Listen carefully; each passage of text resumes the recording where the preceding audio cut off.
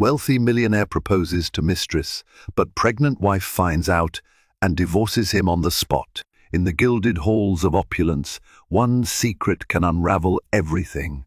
Meet Alexander Harrington, a powerful millionaire adored by high society and married to the graceful, pregnant Charlotte. Just when it seems his lavish lifestyle and perfect marriage couldn't be more enviable, a hidden mistress named Rebecca emerges from the shadows. A single glittering diamond ring changes the game forever when he proposes only for Charlotte to learn of his betrayal at the worst possible moment. The fallout is catastrophic, a pregnancy in jeopardy, a reputation on the line, and an unexpected divorce demanded on the spot. This, dear viewers, is a tale of love, lies, and lethal secrets.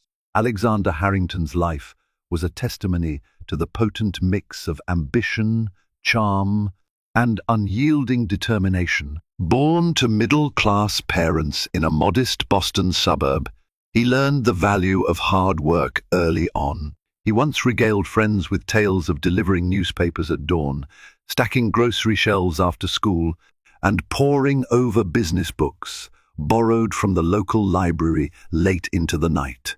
By the time he stepped onto the stage at Harvard University, yes, he had managed to earn both a scholarship and part-time jobs to fund his education. He was already nurturing grand visions for his future.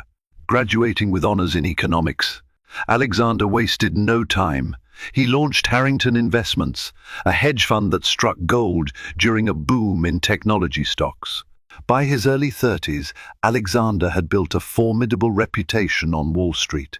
Swift, meticulous, and ruthless when necessary, he ensured that every deal benefited him at least triple-fold. Magazines featured him as a rising star in finance.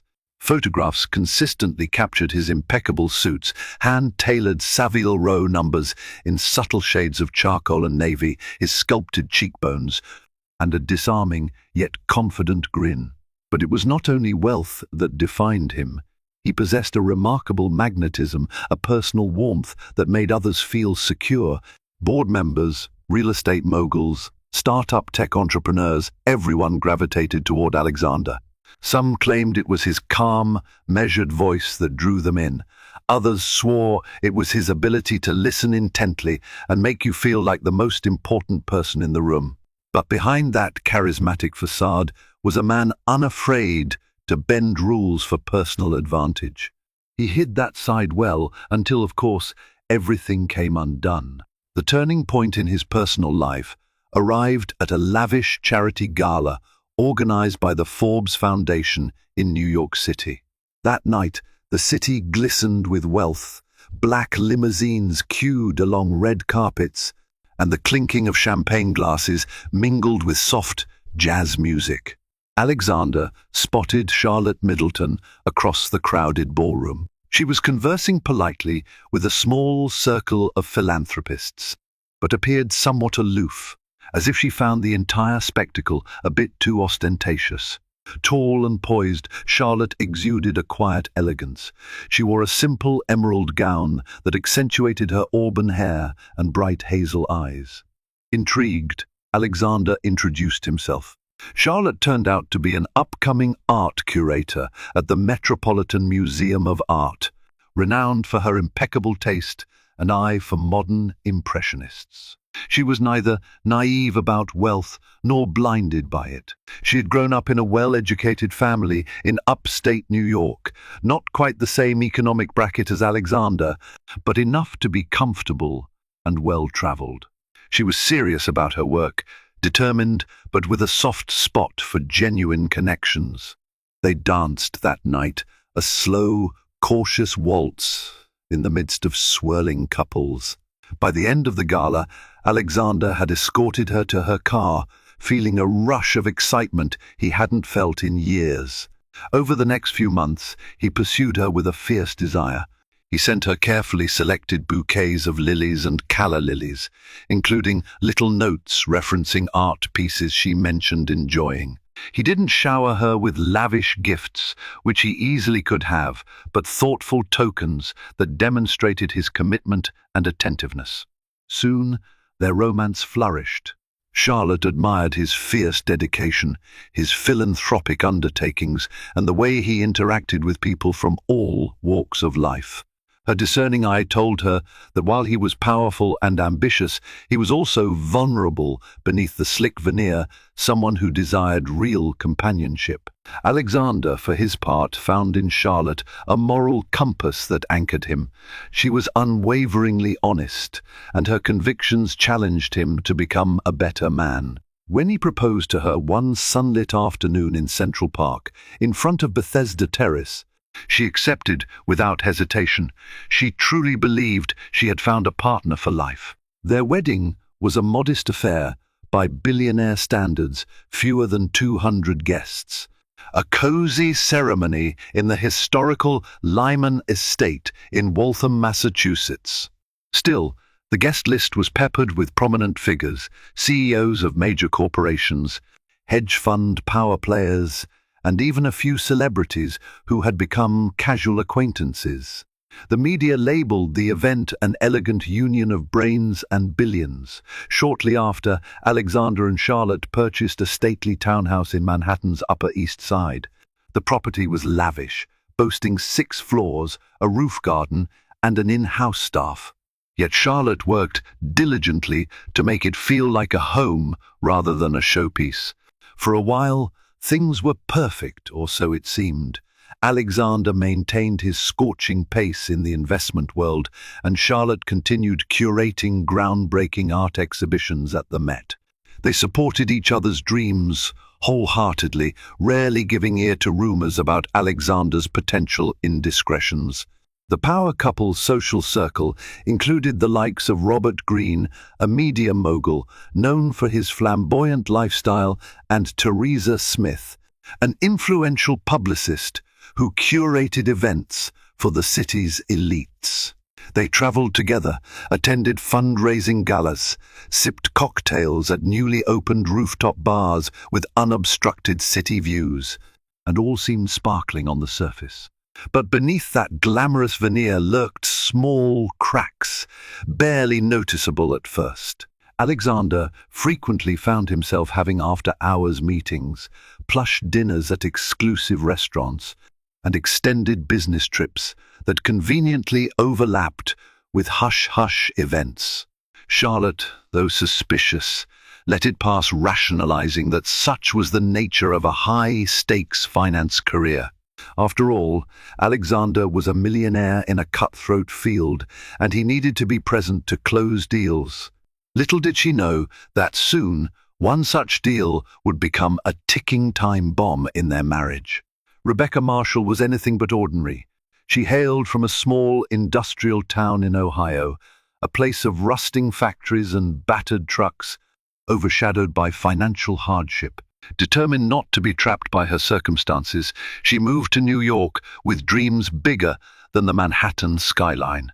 She wanted success, wealth, recognition, the good life she saw glorified in magazines and on social media. By her early 20s, she had worked her way into circles that granted her invitations to exclusive parties and investment summits, often as a glorified companion for older financiers. She had mastered the art of forging acquaintances with influential men. She was undeniably captivating, tall, slender, with raven black hair that curled gracefully at her shoulders. Her style effortlessly blended sophistication and understated boldness. She learned quickly that knowledge was power, while her outward charm was disarming. She was also an avid reader of business journals, well versed in the lingo and developments of the financial world. Men found it a rare combination, someone who would smile and sip champagne, but could also hold her own in a discussion about the Federal Reserve's interest rate policies. Rebecca first noticed Alexander Harrington at a hedge fund conference in Miami. She had accompanied a minor investor named Jacob Turner, who introduced her as his associate. Alexander was the keynote speaker that afternoon. Standing at the podium in a tailored navy suit, he spoke with his trademark calm confidence about market volatility, risk tolerance, and investment strategies. Rebecca observed how the entire room hung on his every word. After the talk, she made her move casually, discreetly, so as not to appear desperate. She caught Alexander's attention by asking him a technical question about emerging markets in Southeast Asia. He seemed pleased by the query, and the conversation drifted into more casual talk about travel, the humid Miami weather, and the best restaurants in the city. Alexander was polite but kept a professional distance, yet Rebecca's intuition told her that a door had cracked open, and she vowed to wedge it wide. In the weeks following the conference, she found ways to intersect his orbit. She discovered that Harrington Investments held monthly networking events. She managed to get her name on the guest list through Jacob Turner's connections. When Alexander saw her at these gatherings, a part of him was flattered. Her sharp intellect, combined with a subtle flirtatiousness, was a refreshing change from the usual sycophants he encountered. They shared banter, discussing everything from global trade wars to philanthropic initiatives. Over time, a comfortable rapport formed between them. But it was at a private event, an exclusive fundraiser for hurricane relief in the Bahamas, where lines blurred. The fundraiser took place at the Cloud Room, a skyscraper venue with glass walls that showcased the entire Manhattan skyline. Alexander had invited Charlotte, but she was unwell that evening, an early sign of her pregnancy fatigue. He attended alone, meeting clients, shaking hands, sealing deals. Rebecca was there, in a figure-hugging black gown, her bright eyes searching the crowd. Late into the evening, amid slow jazz tunes and scarce attendees, they found themselves alone on a terrace with glasses of fine champagne. Rebecca confided in him about her upbringing, how she had clawed her way into these circles by learning every nuance of high society. There was something raw and vulnerable in her story, perhaps carefully curated to appeal to Alexander's sense of empathy. Meanwhile, Alexander found himself oddly entranced. Charlotte's supportive presence at home had always been unwavering, but here stood a woman who embodied a certain daring spirit, an eagerness to manipulate fate rather than wait for it. Their conversation stretched past midnight, and a certain palpable tension crackled in the cool night air. Before leaving, Rebecca kissed him lightly on the cheek and whispered, "We should continue this conversation sometime." That single moment was the catalyst. For days after, Alexander wrestled with guilt, replaying the encounter. He told himself it was harmless, that he'd never truly jeopardize his marriage. But the next time he was in town alone, he did call her. They met for coffee. Coffee turned into dinner. Dinner turned into a few stolen hours at a boutique hotel, carefully chosen in a quieter part of Soho to avoid paparazzi or acquaintances.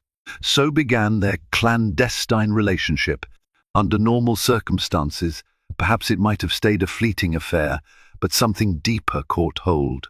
Rebecca's ambitions meshed well with Alexander's personality. He liked control. She liked the possibilities that arose from being in close orbit to a powerful man. They were like two predators circling each other, feeding off each other's confidence and drive. He admired her canny insights, how she never apologized for wanting more than she had.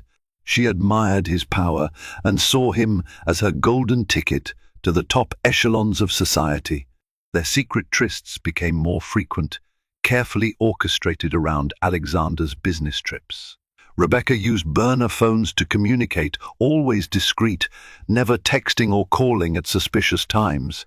Alexander lavished her with gifts, designer handbags, diamond earrings, extravagant dinners, though she was clever enough to donate or store them away to avoid raising eyebrows. In public, she remained just another sophisticated business associate he might casually greet. But in private, they built a world of whispered promises and illusions of a future that would prove disastrous. Back at the Harrington townhouse, Charlotte was nursing a suspicion that something was off. She noticed that Alexander's business calls were more frequent, his late-night meetings more mysterious, and his affection at times seemed forced. Still, she